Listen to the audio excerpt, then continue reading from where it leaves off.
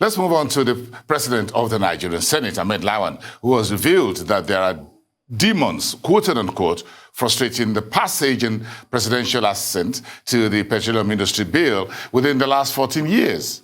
The Senate president declared this while speaking to journalists on his 62nd birthday celebration yesterday. And he added that these demons, according to him, will be defeated this year, 2021, by the 9th National Assembly.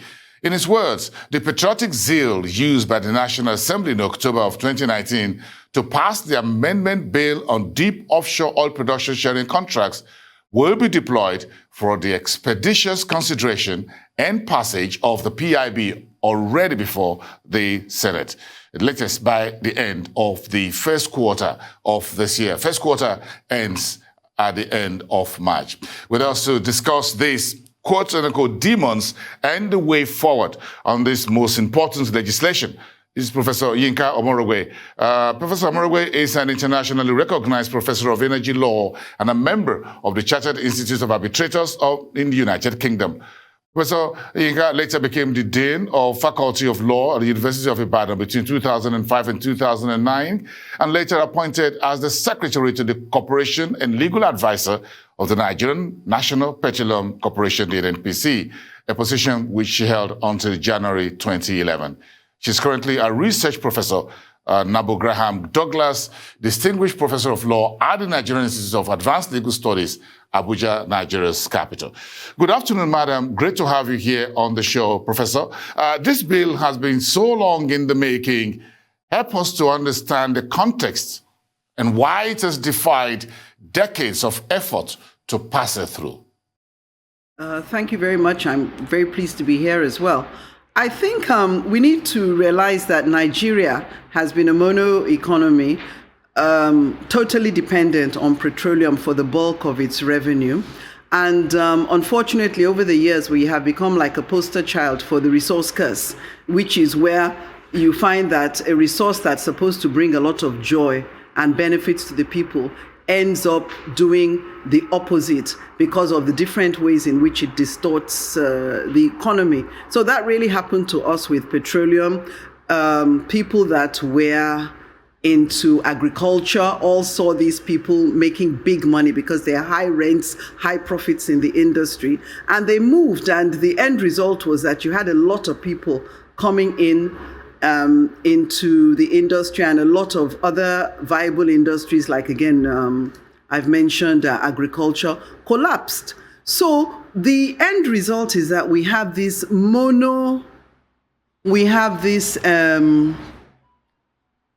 very, very important resource that everybody is concentrating on, that the government itself is concentrating on for its revenue, so it doesn't care about taxes and other things in the same way. And you have huge vested interests. And it is these vested interests that have militated against the passage of the bill for a long time. We've been on this road for really 20 years, from when the first Oil and Gas Sector Implementation Committee was created by President Obasanjo at the time. We worked on the oil and gas policy. We continued until 2006. Then when the new president came in, President Yaradua, the OGIC, Oil and Gas Sector Reform Implementation Committee, was reconstituted again, this time as a committee of the presidency, as opposed to the earlier time when it was the VP committee with the BPE as a secretariat. The new OGIC was given the mandate of actually pushing forward reform. And the very beginning of the reform is actually the passage of a bill. It's not the end, but the very, very beginning. And so we worked on the bill. There was already a skeletal bill that had come out in 2006, and I was heading that process. For the second OGIC, I also headed the process because I was a chairperson of the subcommittee, the regulatory subcommittee. So I chaired the process that came out with the first petroleum industry bill in 2008. Because of this whole reform exercise, I was actually appointed into the NNPC as the secretary to the corporation and legal advisor. This was at the instance of Dr. Rilwanu Lukman, who was the chairman of the second OGIC and who, in fact, was also the chairman of the first one, incidentally. And I got in and I found that there were huge interests, and a lot of the interests are internal interests that are militating against its passage. So I guess, the Senate President didn't tell us what the demons are or who the names were or where they were located. But my strong guess is that it is these same interests, a lot of the interests concentrated in Nigeria, some external, that are working against the passage of the bill. And so here we are at this point in time, a few versions of the PIB down the road and still waiting for its passage, forgetting that the passage of a law is the beginning of reform, not the end. Professor Omorogbe, you from everything you've said so far, from your opening sequence, it looks like you've been part of this process over the last 20 years. Yes. So I'm going to ask you one very important question. You spoke about interests. Are these interests in the interests of the Federal Republic of Nigeria? Are these interests ostensibly commercial in nature and economic in nature? Can we accommodate this interest? Can we discuss this interest, as it were? And do you think the bill is doable? Let me start from your last question. Is the bill doable? Yes, the bill is doable. I've got to a stage now where I would say that any bill is doable, at least provided it provides a structure. If there are clauses there that we cannot live with, we can try to amend these clauses or work with them in some way. But to have an important industry, the most important industry in Nigeria right now, because we've absolutely obstinately refused to diversify as we should, but to have an industry that's so important to us being operated under obsolete laws that cannot assist the people of Nigeria is just untenable. What these interests are they for Nigeria or against Nigeria? Definitely not for Nigeria. Otherwise, the bill would have been passed, at least something would have been passed, because the ultimate intent of reform is to ensure that the benefits of Nigeria's petroleum ultimately go to the people of Nigeria and not to private pockets, not to any organizations. It's to cut out wastage. It's to cut out a lot of opaque practices and to ensure that we actually benefit. So a lot of the interests are really about personal interests and institutional interests, and that is the main problem. In a manner of speaking, Professor, do you think, this is one big, huge piece of document, is it possible that we break it down between the Ministry of Petroleum Resources and the NNPC and begin to take it one after the other as a reform agenda and begin to pass it through? Because sometimes when I look at the financial services industry and how the central bank is able to pass certain reforms down within the banking sector and all that, and I've said, why is this so difficult in the oil and gas industry? Well, people have talked. Essentially what you're talking about is whether there should be one PIB or whether it should be broken into bits. But we've tried both and failed at both.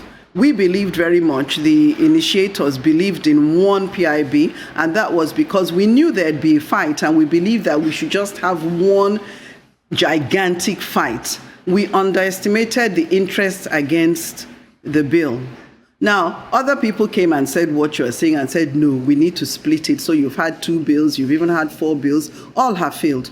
I still believe that just have one big fight. I actually believe that if you have 4 different bills and one passes and the other ones don't pass, you still won't have achieved your objective. You will have a legal framework that is incredibly lopsided with lots of holes and things missing. If we can pass all 4 at the same time or close to themselves, fine. But I think that what we need to do is realize that the world is not waiting for us. There's petroleum popping up all over the place. There are other types of energy being used, geothermal energy, wind energy, solar energy is gaining traction. Renewable energy has a huge force behind it and lots of interests, and I would say positive interests, are backing the use of renewable energy. And then, of course, we're talking about electricity. There's a lot happening there. I mean, if you look at the international stock exchanges, the shares of these electric companies are soaring through the roof. And there's so much happening in that area. The world is not waiting for us. It really doesn't care much about our oil. That is the truth of the matter. So we grow less important with each passing year. And we're really at a level of unimportance right now, talking very, very frankly. A lot of the international companies can conveniently move, and many of them have moved out to the different other countries. So for us, we're in dire straits. We have to pass something and move on whilst people still have some interest. Professor, so do you think the version that Mr. President, the executive branch under President Buhari puts together is a bit smaller in size? Do you think it's more amenable? Do you think the words of the Senate President, Lawan, is in order that they will be able to pass this particular version from the executive branch within the first 3 months of 2021? Is it doable? Where there's a will, there's a way. It has nothing to do with the size of the bill. In fact, this bill is probably around the same size as the first PIB. Do they want to pass it or do they not want? Do their interests coincide with that of Nigeria? Because amongst the groups with different interests are persons in the National Assembly and also persons in the National Assembly from different blocks hold different positions. So those things haven't gone away, but I think we need to confront all these things, confront the demons as he refers to them, and then see how we can move on, knowing that at the end of the day, if you fight too much over a particular cake, you can end up destroying the cake and nobody will have anything at all. So it's really about will. It's about everybody's political will. So what do you think we can do? What can be done on the fiscal terms to make the environment significantly more attractive? Is this PIB the only roadblock, that iceberg in front of Nigeria's ship that is moving? It's not the iceberg. It's we that are the icebergs. If there's political will, it will pass. If there are problems with the fiscals, discussion and negotiation will remove those problems if we all want to go in the right directions. Fiscals are not the problem of that bill, really. It's political will first and foremost, because even if you want to say it's the multinationals blocking the bill, and I do not believe that, they play a secondary role and not a primary role.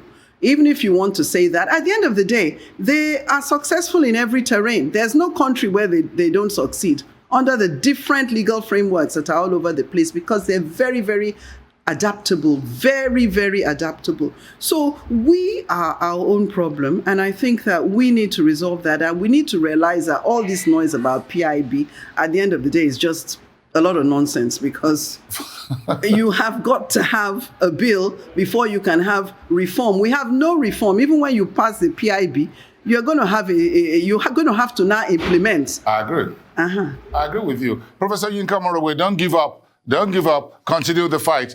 Be part of it. Thank you so much. We appreciate your time.